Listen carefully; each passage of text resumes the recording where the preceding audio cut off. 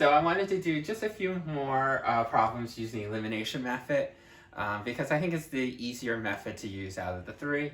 If you prefer to do this as the substitution method or the graphing method, feel free. I'm not going to show you that. I'm just going to focus on two more of the elimination method just to practice some. So we already told you the first step is always to make sure that your two equations are stacked on top of each other. See how they're on top of each other vertically, they're not one straight line. And then that the like terms are stacked on top of each other. That you have your x's line up, a y's line up, equal sign, and then your constants. Almost all your variables are on one side, then you have an equals, and the other side is constant. You should be good to go. So we don't have to do any rearrangement. So the second step is just work down the column and see if anything eliminates. Now notice that some of them don't have coefficients. If you want to add, your coefficients, remember there's always an understood one. So if you want to put in those ones, that way it might help you. Positive 1x, positive 2x, 3x doesn't get eliminated. 1y, but they're both positive, so you add. That's 2y's, don't get eliminated. And 3 and 4 is 7. So nothing gets eliminated. If nothing gets eliminated, then we told you we have to transform. Right? Now, the transformation step, we told you the first thing you want to do is put parentheses around the two equations. One here and one here. Once you do the parentheses, choose any letter. Maybe x or maybe y's. Just choose one letter. I always pick out whatever the letter is closest to the outside edge. So then I'm going to do the x's. And then I just basically take this coefficient and bring it up, duplicate it. And then take this one, bring it on down. These still stay there. So what I want to do is distribute the top out by 2. Boom, boom, boom. So I can now get 2 times 1x, or 2x, 2 times 1y, which is 2y, 2 times 3, which is 6. Then if I distribute the 1 here, 1 times 2x is 2x. 1 times 1y is 1y. And then, of course, 1 times 4, 4. Now, if I try to collect, nothing eliminates. 4x, 3y, 10. And that's because you got to remember, once you transform, bring this up, bring that down, and distribute, you have to subtract these guys. And the only way you can subtract is basically, we said, change every sign of the second equation. So instead of this being positive, make it a negative. Instead of this is positive, make it a negative. Instead of this being positive, make it a negative. Now you can see that the x terms eliminate. When I transpose this, I expect the x's to have disappeared. In this case, they do. Positive and a negative, you know that you subtract 2x minus 2x is 0x, or they're all gone. Positive 2y, negative 1y. That's going to leave us with 1y, or you might can say 1. Okay, so it doesn't matter if you put the 1y there or you get rid of the 1 and just call it y. And over here, 6 and a negative 4, you're going to get with a positive 2.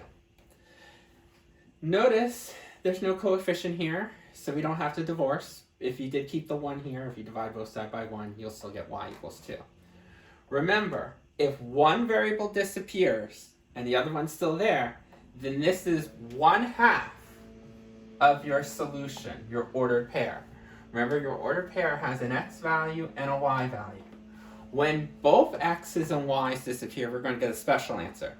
Either all real numbers, or not all real numbers, infinite number of solutions, or no solution.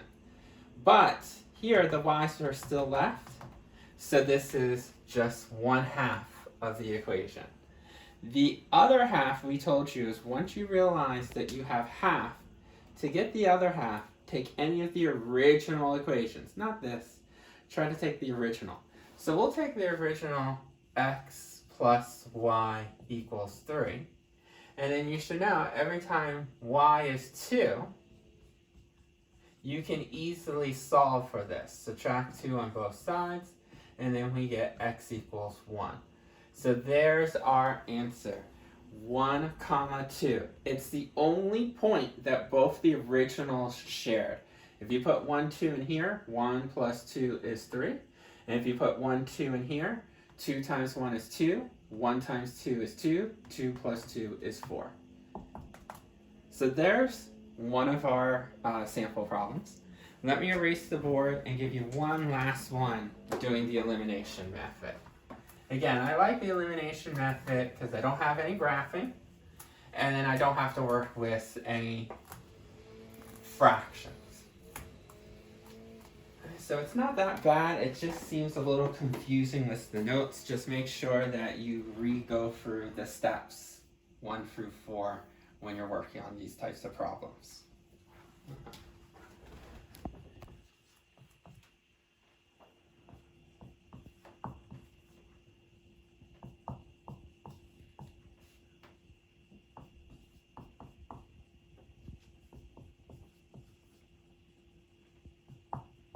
Okay, so here's another one. So the first thing I want to do is just make sure it lines up correctly, that all my variables are on one side, all my constants on the other, the x's line up, y terms line up, equals lined up, and the constants does. Now we're going to see if anything eliminates. Negative 3x, negative 5x, 2 negatives you add, so you get negative 8x. 5y, 2y, 2 positives you add, 7y. Negative 7 plus 1 is negative 6. So nothing eliminates. So we do have to transform. Most of the time you will have to transform. So put your parentheses around each equation. And then choose a letter. I said it could be x or it could be y. Whatever letter's front, that's the one I usually grab. And then take this coefficient, bring it down to the second. And take this coefficient and bring it up to the first equation. Now notice your coefficient in this case is negative. Doesn't matter. Bring down the coefficient and its sign. So I'm going to bring a negative 3 here, and I'm going to bring a negative 5 up here. Okay, so even if the coefficient's negative, bring up the sign as well. So we're going to distribute to transform. So you're going to distribute a negative 5 out. So just be careful.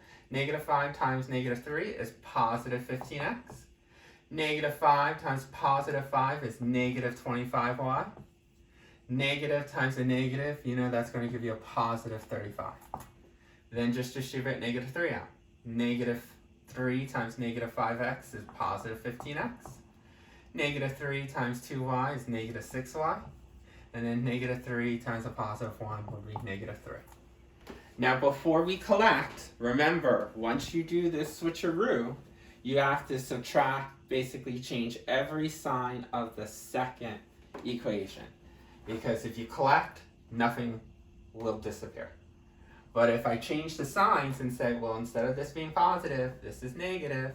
Instead of this is negative, make it positive. And then, of course, make that positive as well. See how I changed all the signs? Now I can collect. Positive 15x, negative 15x, yeah, they eliminate. Our goal by doing the switcheroo was to have that term crossed up. And then here, negative 25y and a positive 6y. Okay, so then when we subtract, because you got a negative and a positive, you get negative 19y.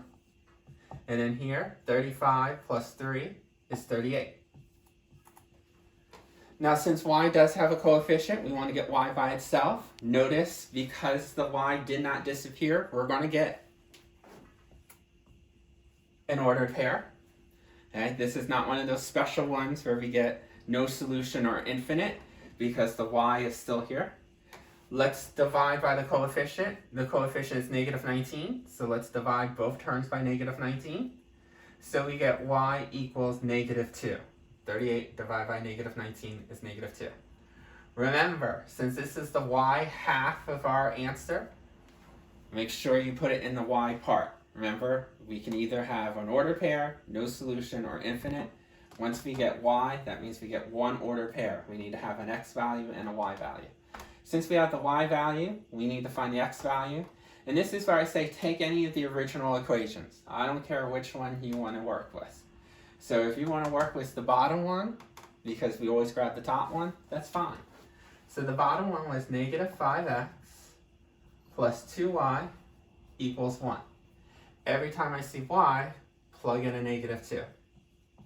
So when I do that, you can see we can solve. This times this is going to give us a negative 4. Then to get rid of the negative 4, the opposite would be to add 4 to both sides. When I add 4 to both sides, I'm going to get negative 5x equals 5. Remember, these cancel out. And then divide each side by negative 5. And then you're going to get x equals negative 1. So you get an answer of negative 1, negative 2. If you put in negative 1, negative 2 in here, you get a true statement. You would get positive 3, negative 10, which does equal a negative 7. And if you put a negative 1 here, you get 5. And if you put in a negative 2 here, you would get minus 4. So 5 minus 4 does equal positive 1. It's the only ordered pair that would make this and this a true statement.